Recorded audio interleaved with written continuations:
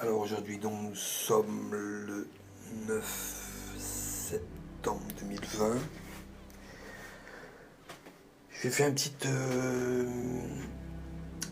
missive orale par internet. Ça m'économisera un timbre. Et puis ça touchera peut-être davantage ceux à qui est destiné donc cet audio, à savoir toutes les personnes qui rejettent donc la papauté, tous les mouvements sectaires, hérétiques, dans le cadre des chrétiens, je veux dire, mais qui se définissent comme étant chrétiens. Alors j'ai déjà vu ça avec les protestants, j'avais fait une ou plusieurs vidéos traitant de ce sujet,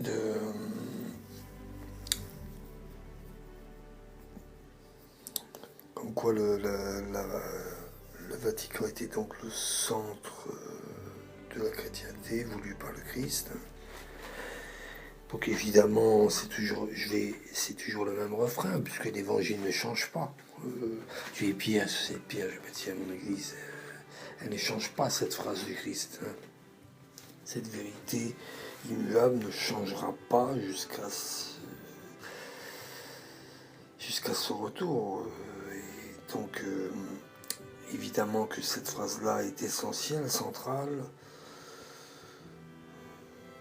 Les détracteurs souvent se sont cassés le nez dessus en essayant de trouver des parades, des détournements linguistiques,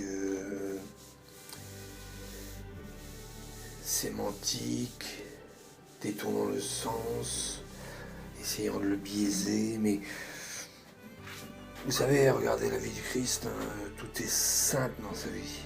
Si vous méditez sur son existence, naître dans une crèche, selon la tradition, peut-être que c'était une grotte, peut-être que c'était... peu importe, ça c'est un petit peu des détails, mais toujours est-il que, bien sûr, il était né dans la simplicité, puisqu'il était en exil avec Joseph et Marie, donc vous voyez bien déjà que dès le départ de sa vie,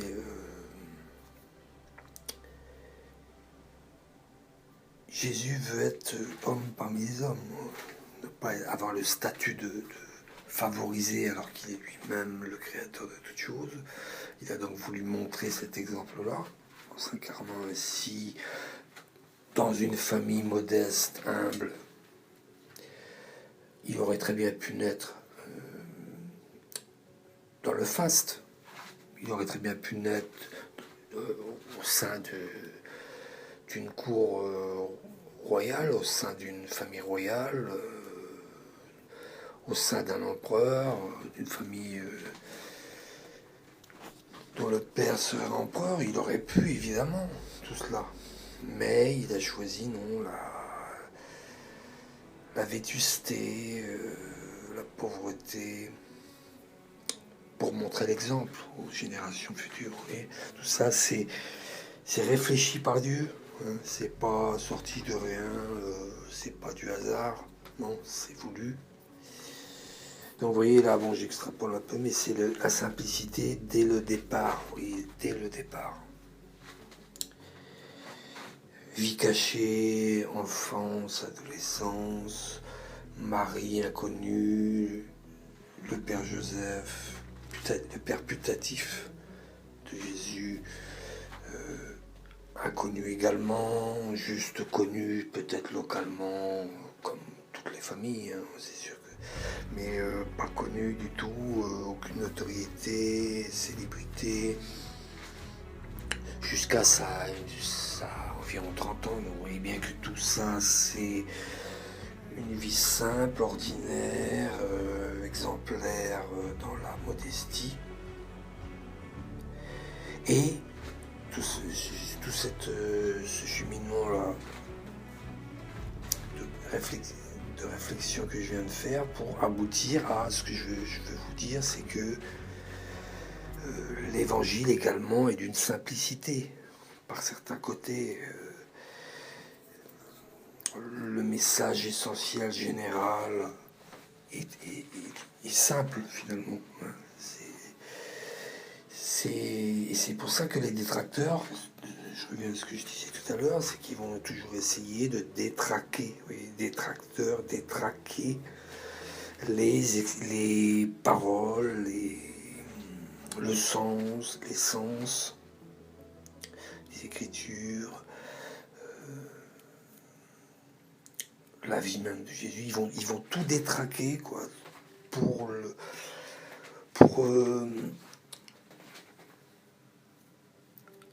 un peu comme le contorsionner afin de le modeler à leur convenance.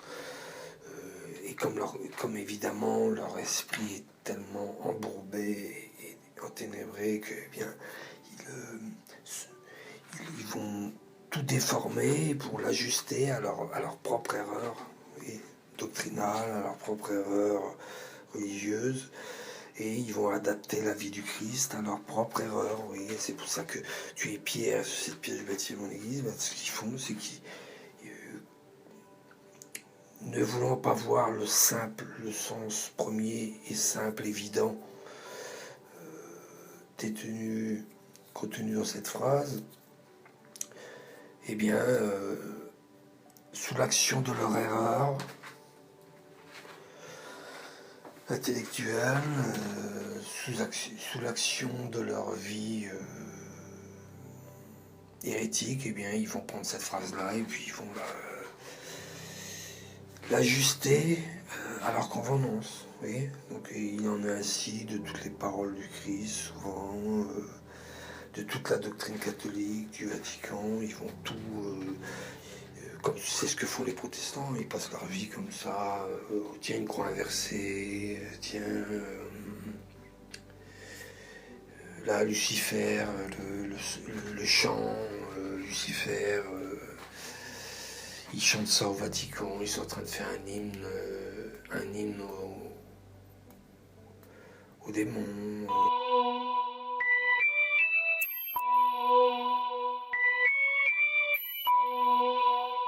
Dieu voit les fruits de nos labeurs.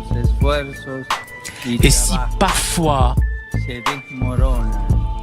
nos efforts, notre travail semble échouer et ne pas porter fruit, nous devons nous souvenir que nous sommes les disciples de Jésus et que sa vie, humainement parlant, s'est achevée dans l'échec de la croix.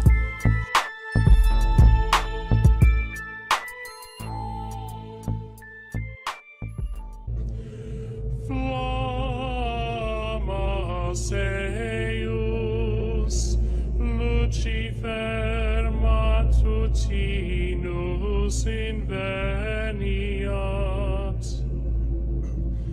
ille inquam Lucifer qui nescito casum Christus filius tuus qui regressus ab inferis humano generis serenus iluxit et tecum vivit et regnat in saecula saeculorum.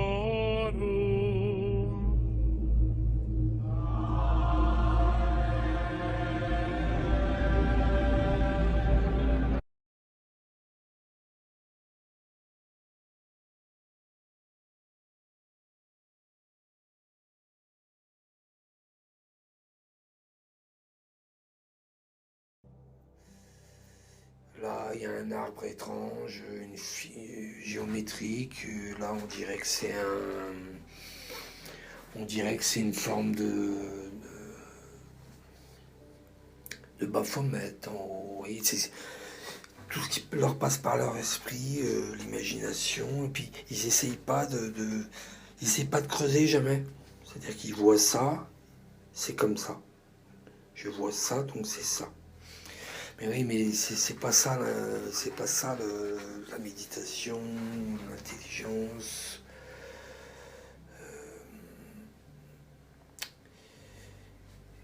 Quand on est persuadé de quelque chose, il faut déjà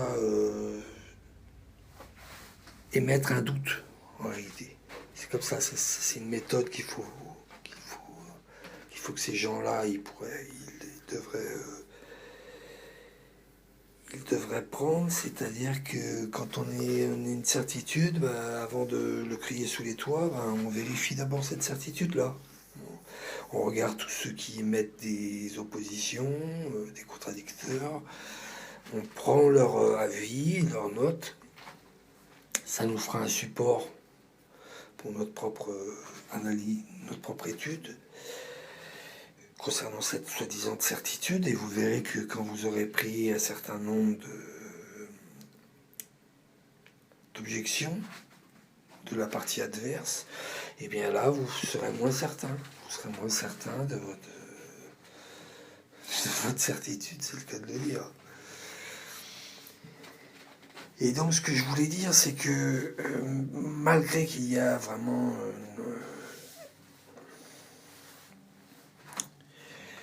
une certitude, mais là c'est une certitude, mais elle provient de Dieu, de l'évangile, de l'écriture de l'évangile. Elle ne provient pas d'un cerveau humain, elle ne provient pas de la réflexion humaine, qui est toujours sujette à la contradiction possible, à l'objection,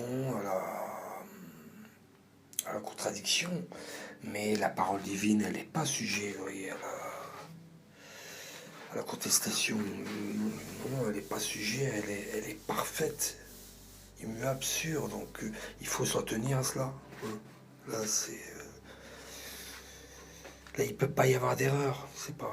Là, on n'a pas affaire à des paroles humaines, on n'a pas affaire à la parole humaine, mais à la parole de Dieu. Donc c'est complètement différent. L'approche n'est pas du tout la même.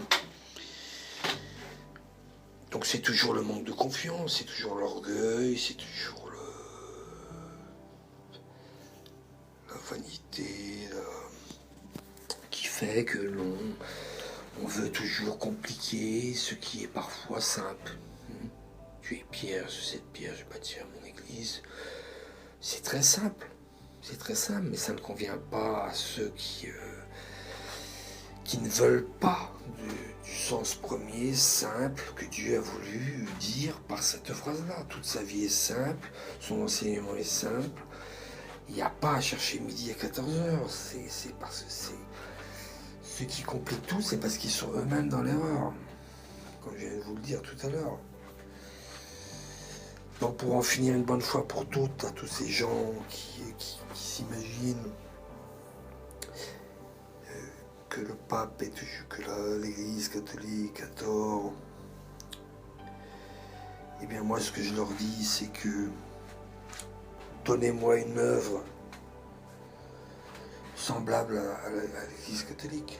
Donnez-moi une œuvre ayant des fondements aussi anciens qui remontent à l'église primitive. On pourrait dire qu'elle a 2000 ans, même si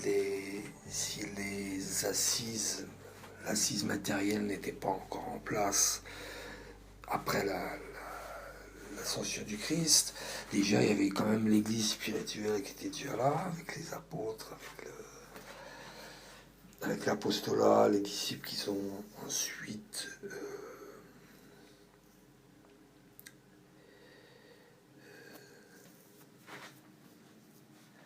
trouvés au cours de leur apostolat.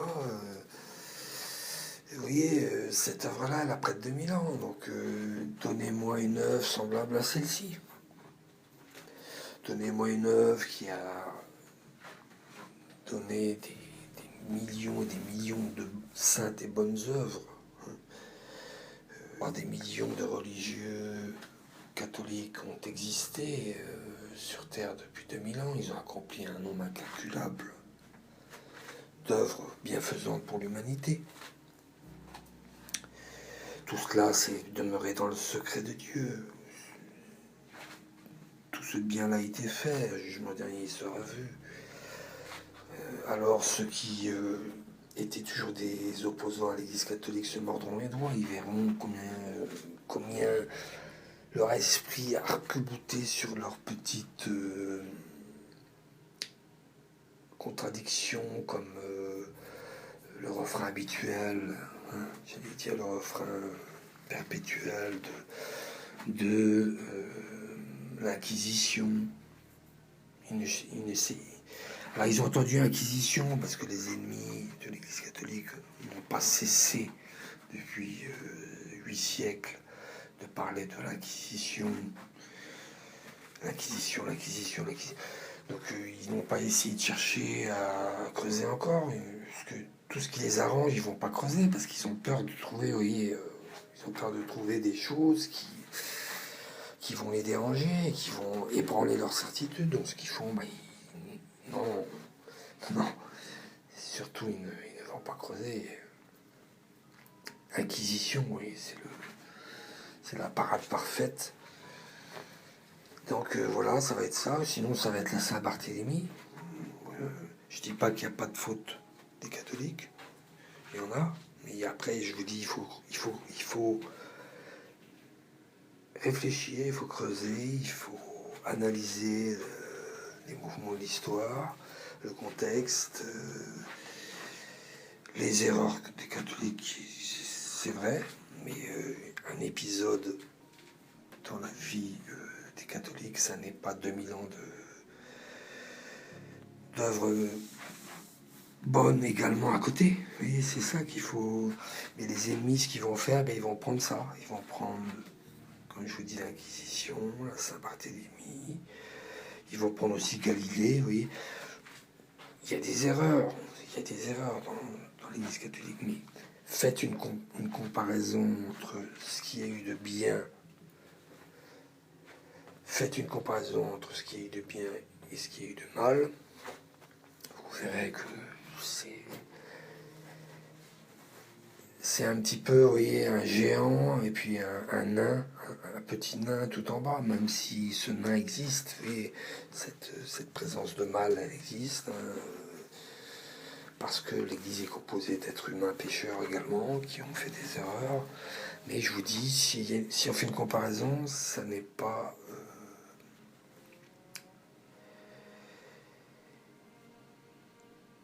ça n'est même pas comparable. Donc c'est presque insignifiant, même si toute personne humaine tuée au nom de la religion est une abomination aux yeux de Dieu. Évidemment. Mais c'est pas Dieu le fautif. C'est pas Dieu, c'est pas Jésus, c'est pas l'Église catholique. En sa nature divine, qui est responsable d'actions humaines, d'erreurs humaines non plus. Vous voyez, faut creuser, faut différencier les êtres, les institutions, l'humain, le divin.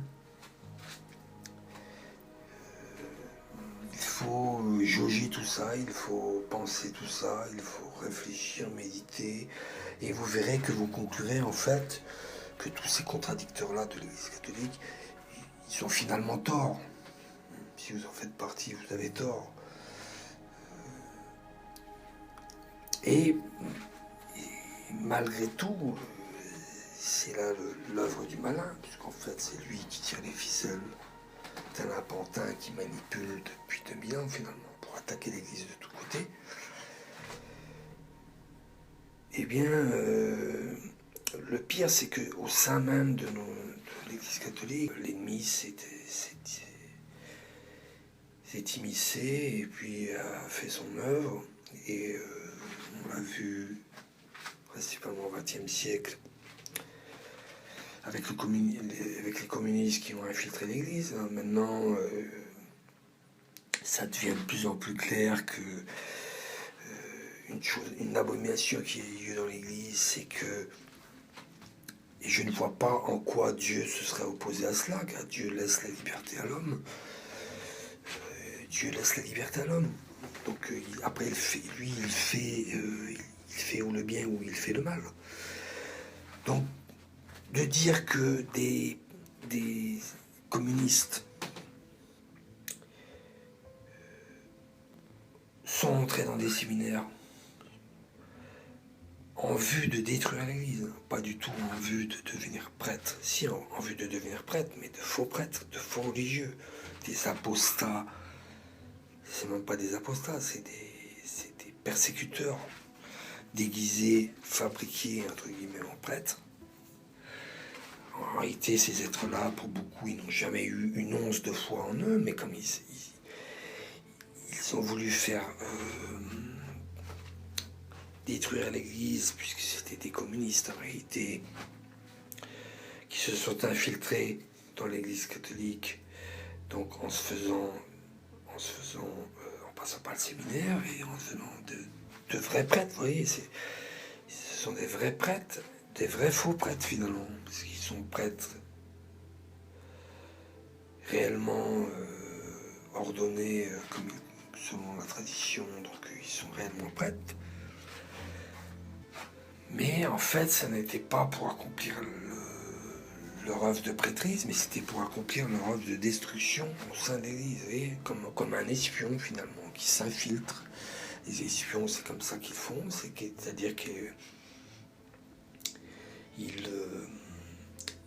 se font passer pour telle ou telle personne, un employé par exemple, et ils postulent, ils veulent espionner dans une entreprise, ils postulent, ils passent, et puis personne ne sait rien, et c'est là qu'ils vont après espionner tout ce qui fait toute l'entreprise. Bon, ça c'est plus des madigances d'État, mais ça s'est produit énormément de fois dans le monde. Et bien c'est ce même procédé-là qu'ils ont fait pour l'Église catholique. Ils sont venus et puis après ils se sont infiltrés.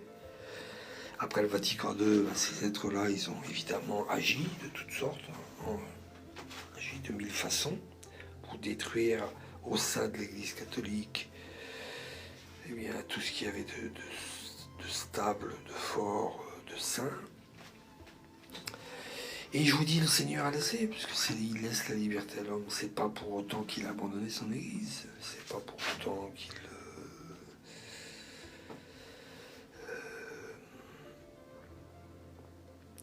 est en accord évidemment complice avec l'œuvre de destruction dans l'Église.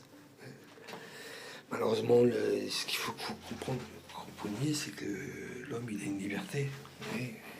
Et Dieu, il laisse cette liberté-là. Et voilà, ça a donné ça comme ça a perpétué des erreurs, puisque les ennemis ont semé les erreurs livrées, comme parle le Christ dans l'Évangile. Ils ont semé livrées, et puis là, maintenant ça a poussé, et puis c'est pour ça qu'on voit des tas de choses dans l'Église, des tas de choses qui ne sont pas normales, qui sont contraires à l'Évangile. Mais je vous dis, c'est un ennemi qui a fait cela. Donc tout ça, il faut comprendre, tout ça, Et si vous réfléchissez, vous creusez, vous verrez en fait que c'est réellement l'Église catholique, la vérité. Parce que il n'y a pas d'autre, comme je vous l'ai dit tout à l'heure, il n'y a pas d'autre œuvre aussi gigantesque, aussi porteuse de fruits, aussi salvatrice que l'Église catholique. Il n'y en a pas à chercher. Vous trouverez, je vous dis, je répète encore, vous trouverez des erreurs au sein de l'histoire de l'Église, des erreurs humaines, ça ne remet en rien la mission divine de l'Église, la nature divine de l'Église même, et comparer les églises, comparer déjà l'Église catholique est la première finalement de l'histoire à s'être implantée comme ça, à s'être développée, qui est sortie du Christ, juste après le Christ, avec Saint Pierre et Saint Paul, voyez, tout ça, il y a bien une filiation, là, une tradition dès après la mort du Christ. Ça s'est développé progressivement avec les apôtres. Ça s'est étendu, et donc on voit bien que l'Église catholique, elle vient du tout début. Donc il n'y a aucune autre œuvre autre que l'Église catholique. Regardez l'Église orthodoxe, elle est issue d'un schisme en 1100 et quelques, donc 11 siècles après, pour ainsi dire, du début de l'Église. Regardez les protestants, c'est né en 1500, 15 siècles plus tard, et c'est encore issu d'une division convoquée par Luther, entre autres, et d'autres réformateurs par la suite. Vous voyez, mais quelle est la base, quelle est la source, quelle est l'origine? C'est l'Église catholique. Donc c'est le début qu'il faut prendre. Quand on commence un chemin,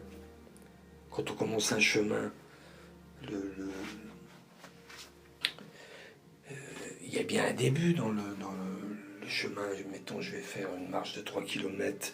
Eh bien, il y a un début, il y a une progression, il y a un milieu, il y a une quasi-arrivée, et à la fin, il y a une fin, une terminaison. Eh bien, voilà, c'est comme ça l'Église catholique. Il y a un cheminement. L'Église catholique est unique, puisque c'est la seule que Dieu a voulu. C'est la seule qui est sortie de lui-même, qui a pour fondement le Christ même. Le Christ est l'Église vit grâce au Christ. C'est pour ça qu'elle est également indestructible. Elle n'a jamais été détruite. Elle a pu avoir eu des persécuteurs, des envahisseurs. Et bien regardez, des diviseurs comme des protestants, on peut même dire des orthodoxes, enfin tout ce qu'on produit du schisme au sein de l'Église catholique, bel et bien l'Église est encore là. Bon, ces derniers temps, là, c'est la plus grande persécution, puisqu'on approche de la fin des fins. L'Église catholique est toujours en place. Bon, là, elle est plus attaquée par... là, c'est l'ennemi de l'intérieur. L'ennemi de l'intérieur, comme je viens de vous parler tout à l'heure des communistes qui s'étaient infiltrés. Communistes, francs-maçons, satanistes, tout ça, ça se rejoint. C'est la force du mal, hein, le bloc obscur, dont le chef est le diable. Tout ça, là, ça s'est complètement incrusté au sein de l'Église, et ça a fait son œuvre, tout comme Judas au début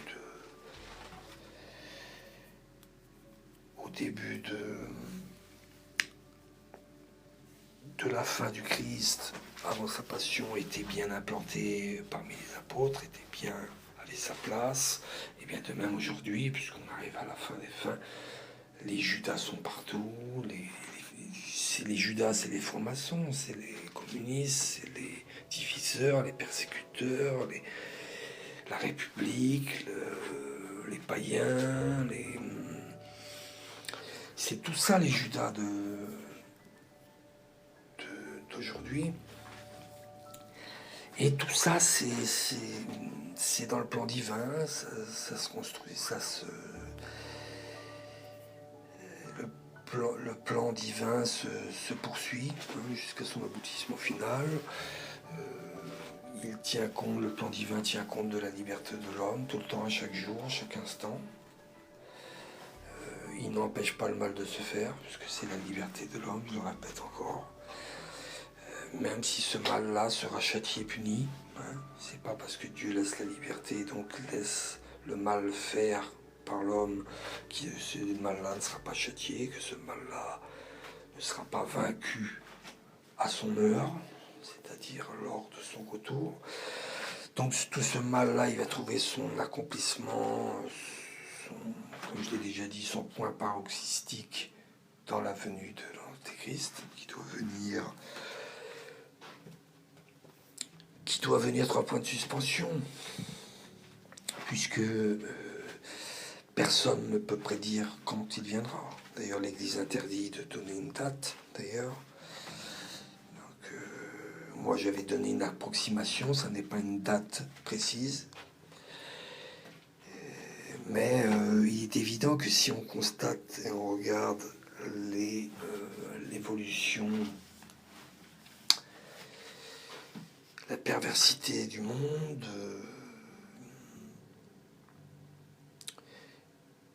eh bien, on peut constater, noter que le mal ne pourra plus guère aller très loin. Oui, c'est par une étude attentive des événements contemporains que l'on s'aperçoit finalement que l'on peut supputer si l'arrivée de l'Antéchrist est éloignée ou proche. Oui. Donc si on voit les événements actuels, le degré de perversion de l'humanité, avec là je note une nouvelle évolution dans l'avortement, le délai encore retardé, vous voyez, tout ça, donc ça veut dire que ça va faire davantage d'enfants avortés. Ça va donc augmenter encore la colère divine, puisque le nombre d'enfants avortés va augmenter. Si le délai est augmenté, il est évident que les femmes pourront avoir tout le loisir, c'est abominable de dire ça, mais malheureusement, c'est ce qui est, c'est pas le mot loisir que je devrais dire, mais c'est le mot, ils auront tout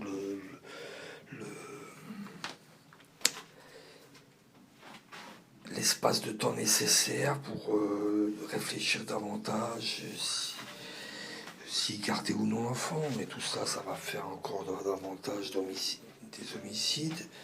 La colère de Dieu augmentera encore davantage. Vous voyez, tout ça, c'est... On voit avec les événements d'aujourd'hui où on est situé eschatologiquement, puisque le Seigneur, même s'il a déjà laissé toute borne dépassée, toute mesure dépassée concernant sa colère,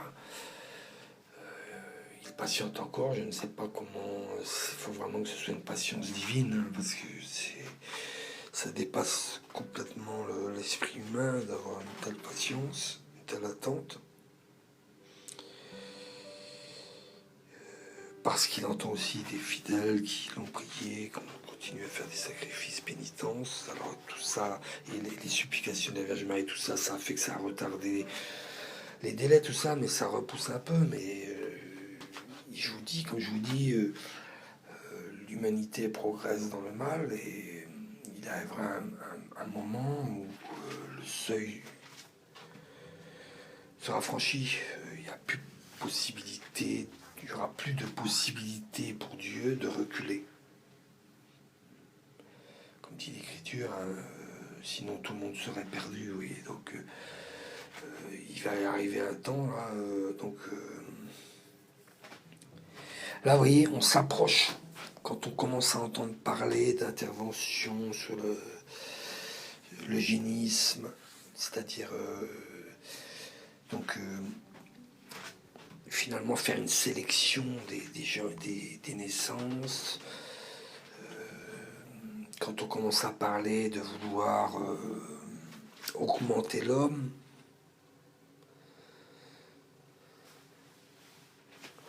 par le transhumanisme, quand on commence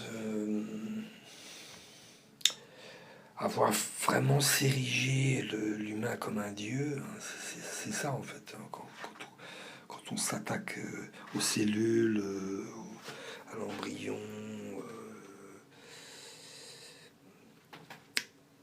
à la génétique, quand on s'attaque à tout ce qui est de sacré, quand on s'attaque à la vie, et bien là on est plus loin du tout on est plus loin de la manifestation de cet antéchrist-là, parce que lui, cet antéchrist-là, spirituellement, il se nourrit des œuvres mauvaises des gens. Quand finalement il aura tellement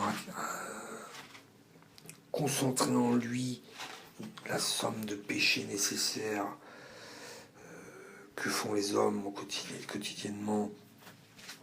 Et finalement, quand il aura concentré en lui cette somme-là qui est sa force, il aura finalement comme le pouvoir de se manifester.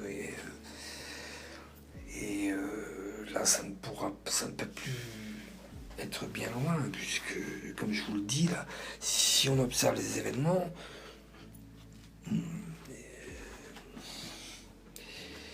je vois mal l'antéchrist apparaître dans 50 ans. Pourquoi? Parce que dans 50 ans, il y aura plus de vie sur Terre. Là. Si on continue comme ça, il y aura à la vitesse où vont les choses. Et là, ça c'est vraiment... Si on regarde bien les événements après l'arrivée d'Internet, après les nouvelles technologies qui se sont déployées, là, l'avancée de différentes choses, le transhumanisme, ça s'est accru, quoi. La vitesse s'est complètement multipliée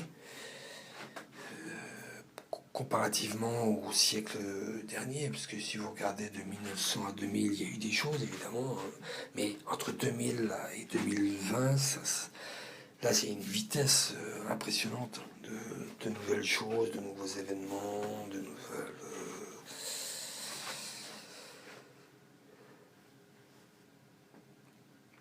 de nouvelles données là qui sont entrées dans le jeu. Et donc par déduction élémentaire, par déduction, on peut se dire que cet être-là peut très bien arriver demain. Demain, vraiment, réellement, quoi. C'est-à-dire que demain, il peut très bien se déclencher des malheurs dans le monde. Ce sauveur-là va arriver par le biais pour faire semblant de sauver l'humanité, parce qu'il y aura une guerre qui se sera déclenchée, et puis il se fait passer pour un sauveur. Oui, ça peut se produire demain. Ça peut pas se produire pour moi dans 50 ans, quoi. Parce que là, l'humanité sera complètement détruite, anéantie, et ça sera trop tard, quoi. Dieu laisse la liberté à l'homme jusqu'à un certain point, jusqu'à un certain degré, jusqu'à une certaine perversité. Et il n'ira pas au-delà. Il n'ira pas au-delà, parce que s'il va au-delà, ça sera peut-être la bombe nucléaire qui va là où les bombes nucléaires qui vont se déclencher, il n'y aura plus rien, quoi. Donc c'est pas le plan divin. Dieu laisse la liberté à l'homme jusqu'à une certaine mesure. Et cette liberté-là, pour moi, elle arrive à son plus haut niveau. Ça va peut-être encore durer un petit peu encore. Quelques années peut-être, on ne sait pas la date, on ne peut pas dire. Mais par réflexion, ça ne pourra pas durer, je vous dis, 50 ans, c'est pas possible. C'est pas possible. Parce qu'il n'y aura plus de planète, tout aura été détruit par la folie de l'invention humaine. On ne voit pas tout ce qu'ils produisent dans l'armée, tout ça, ce qu'ils produisent comme armes secrètes. C'est pas de la science-fiction. Voilà, donc je conclue en disant que reste un petit peu de temps avant que cet antéchrist arrive. Et cet antéchrist-là, étrangement, vous voyez, à qui s'attaquera-t-il en premier?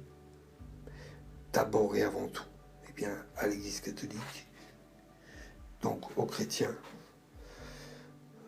Donc les athées, s'ils écoutent cette vidéo-là, qu'ils réfléchissent pourquoi les chrétiens sont toujours persécutés depuis 2000 ans, tués, assassinés,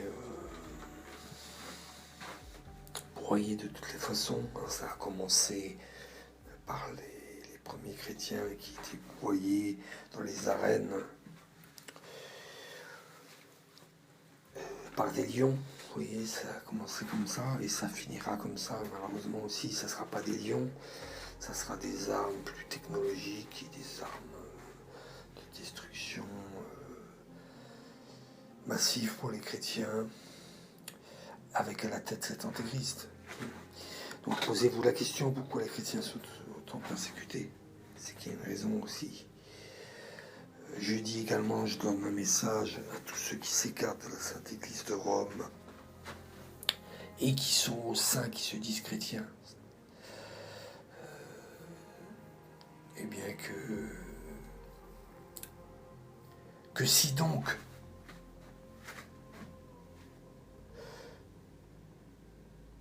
la papauté n'est plus valide, par exemple pour les sédévacantistes, n'est plus légitime, ou que les papes sont des hérétiques, ça c'est pour les traditionnalistes, ou que le pape est un antichrist, un antéchrist, et l'antéchrist, ça c'est pour les protestants,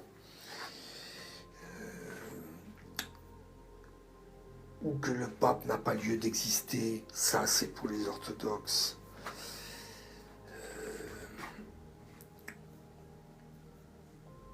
Eh bien, si donc vous croyez en toutes ces choses hérétiques-là, eh bien ça veut donc dire que Jésus soit a menti à l'humanité, soit s'est trompé en disant « Tu es pierre, et sur cette pierre je bâtirai mon église. » Et l'enfer, les portes de l'enfer ne prévaudront pas contre elle. Voilà. Il n'y a pas à réfléchir, à inventer n'importe quoi. Les choses sont simples. Cette phrase est simple. On doit s'y tenir, on doit obéir en ayant confiance en cette parole du Christ. Et tout le reste, c'est du vent, tout le reste c'est de l'hérésie, tout le reste c'est de la calomnie, c'est de la division, c'est l'œuvre de l'ennemi. Tenez-vous à cette simple phrase et vous irez simplement vers Dieu, pèlerinez simplement au cours de votre vie vers Dieu. Peu importe que la tempête souffle à gauche ou à droite, que la barque s'enfonce, vous êtes en direction du chemin.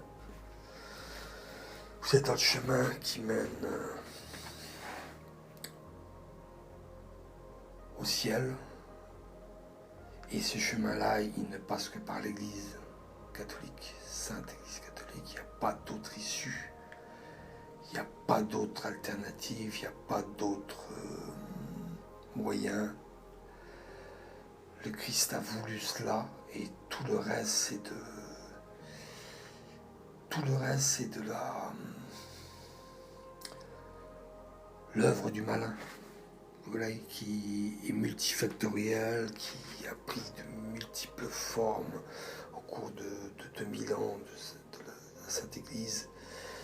Église qui n'a jamais été détruite, parce que Dieu est son assise, Jésus-Christ est son roc, son rocher, son fondement. Donc, vous voyez, malgré 1000 inventions d'esprits hérétiques, 1000 persécutions possibles, l'Église tient encore bon, hein, jusqu'à la persécution finale qui arrivera. Persécution finale qui arrivera par l'Antéchrist, Antéchrist qui sera détruit par le Christ lors de son avènement, lors de son retour. Voilà, donc c'est ça le programme. C'est ça le programme, mais il ne faut pas oublier que chacun a une âme à entretenir, qu'il y a une âme à sauver. Même si on ne se sauve pas soi-même, c'est Dieu qui sauve. Mais on se sauve en allant demander à Dieu qui nous sauve, vous voyez, hein, en demandant pardon, en se confessant, et en retrouvant la grâce, le chemin de la grâce avec Dieu.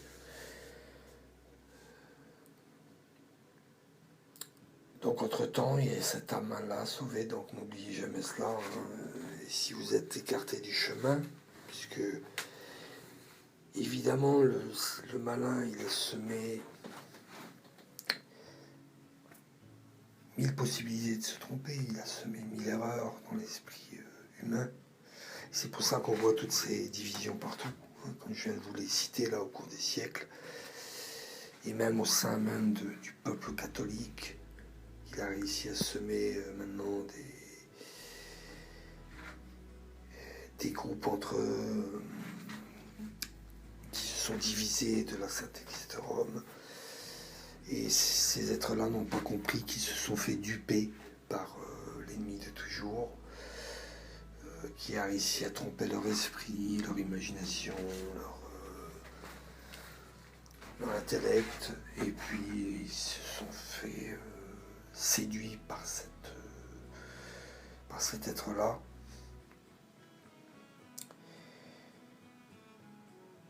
En délaissant l'Église catholique, en la quittant, en apostasiant finalement. Une secte, elle apostasie, hein, même si elle professe Jésus-Christ, même si elle professe les mystères, de l'Église, les vérités catholiques, les dogmes. Même si elle fait cela, si elle s'est divisée, elle est apostate. Si elle s'est coupée, sectionnée du tronc, du centre, qui est le Saint-Siège de Rome, en lien avec l'unique pasteur, eh bien, elle est apostate. Voilà. Donc c'était une mise au point sur les i concernant tous ceux qui désobéissent à l'Église catholique, parce qu'ils voient la liberté de l'homme au sein de celle-ci, certaines œuvres mauvaises. Ils se font tromper et puis ils confondent l'action humaine avec l'action de Dieu. Voilà, donc je termine et je vous dis bien bon retour à la Sainte Église de Rome.